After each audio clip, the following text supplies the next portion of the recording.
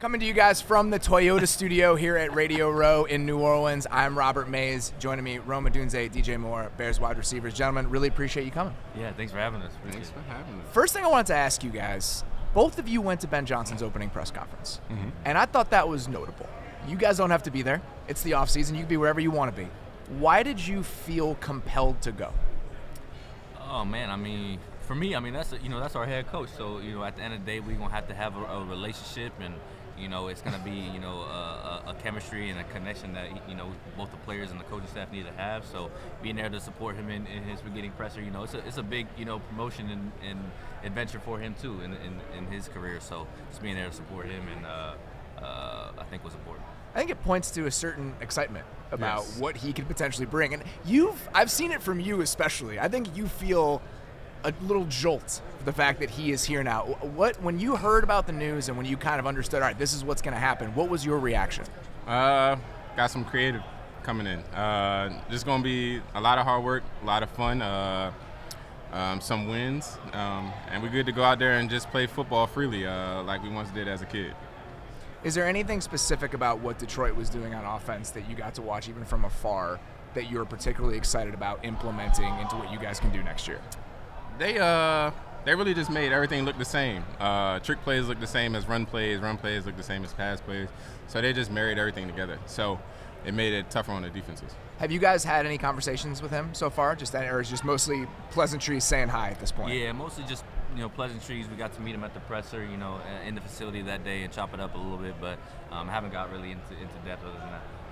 I'm a Chicagoan. I'm a Bears fan. I think I watched every play of last season, and there were some tough stretches, right? Absolutely. And was there a specific thing about the offense over the first half of the year that you found particularly frustrating? Like an element of something you guys were trying to do that you could never quite get there, that you felt like was something that we wish we could just get over the hump in this one area specifically? I would say just the accountability factor from just the beginning all the way to the end. I think we just needed all to come together as players and just take accountability on ourselves instead of just looking for it. So now we're going to have that displayed with Ben and the whole coaching staff now. So get to take that leadership from them and just run with it. That accountability where I felt it came up a lot and just maybe guys not getting pushed in the way that you want to. Where did you feel like you saw that lack of accountability? Is it just practice habits? Where did that show up in your guys' minds? Yeah, I think it was a combination of both practice habits, the preparation coming into the facility each and every day. Sometimes I think lacked in certain areas, and then I think that kind of just compounded over the year when losses started accumulating, and people feel that vibe and that lack of energy in the building. So just pursuing the entire season with an energy and an accountability mindset to be the best player you can be for the team, for each player, each coach, each person in that building. I think is important. That New England game was a particularly low moment. Just watching that, it just felt like you can't keep going with this. And I think that the change made sense in the moment for somebody even watching it from afar. When you're sitting there in the locker room after that game, DJ, did you guys feel that? It's just like, we've run out of road with whatever this is. Yeah, it was like the road just kept stretching and we couldn't get to the end of it or even like just stay ahead of it. Like we couldn't build our own road. It was being built for us with the losses. So it was like, all right, 1 is cool. Let's not make it 2. But then 2 comes and then 3 and then 4. It's like, you want to like a never-ending cycle of just losing close games, and it just takes a toll on you.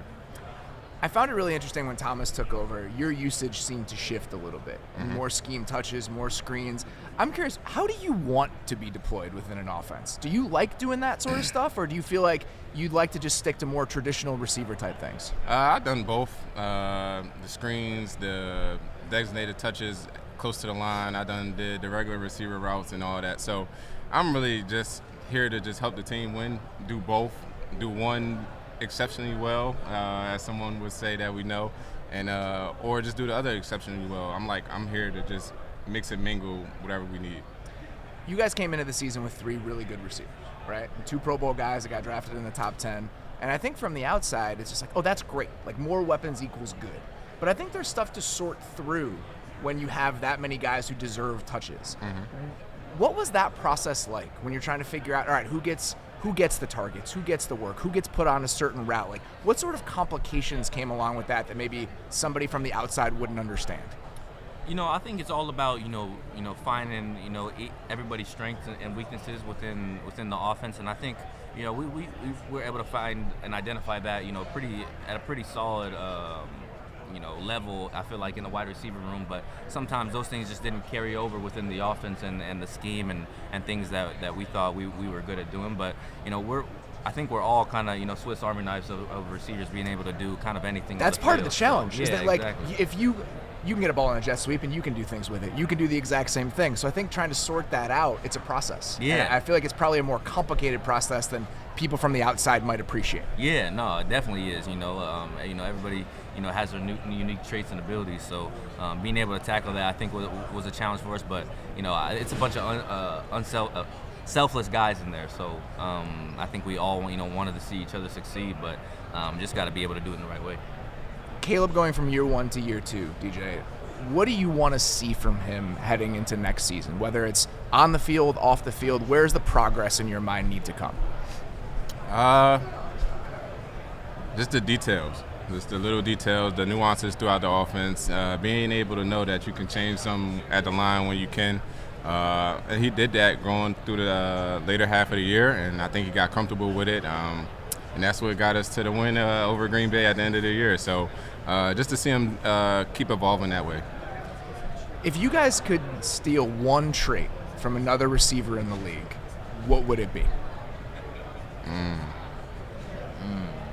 Another trait? Let me AJ Green. I'm not AJ Green. AJ Brown's his deep ball. Him and Jalen Hurts' deep ball is like unmatched.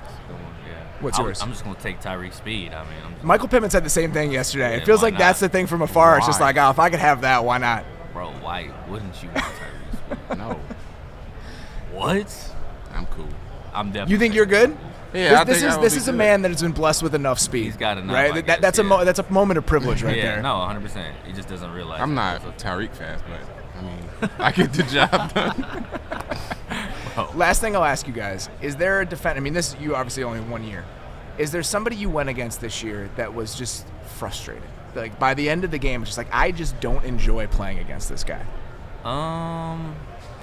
Honestly, I feel like I didn't get too matched up with anybody that was like really like frustrating. I got like, better. I couldn't. Anybody on Green Bay? Let's go with that. Yeah, I don't. Quay caught me a few times in the game when we was home, and he was not stop talking.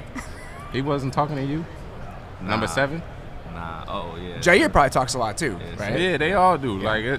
Like their defense don't shut up. So I'm curious: is this a real like for fans? We like to make the rivalry a big deal. Is it a big deal to you guys? Like, do you carry like a level of animosity toward them? Yeah, you definitely can feel the heightened animosity during the game. Even if they're your boys, on the other side, it's like the game brings something out of you. It's like, Yeah. Ben coming out and calling out Matt LaFleur during that press conference. Do you guys like that? Shoot, that's his personality. That's his swag. That's his flair. So well, yeah, of course we're gonna rock with him. It's a fun start. I think that there is a collective level of excitement about what he could bring and what this might look like. So hopefully it's worthwhile. Really appreciate you guys joining us. Really appreciate the time. Yeah, of course. Before we go though, Yeah. my wingman. My fault. messing up my jacket. My wingman, we here with Bounty. We want to shout out, appreciate Bounty. You can't have football without wings. You can't have wings without Bounty to clean up the messes. So thanks to my wingman for being here with me. Thanks to Bounty. Appreciate y'all. Appreciate you guys.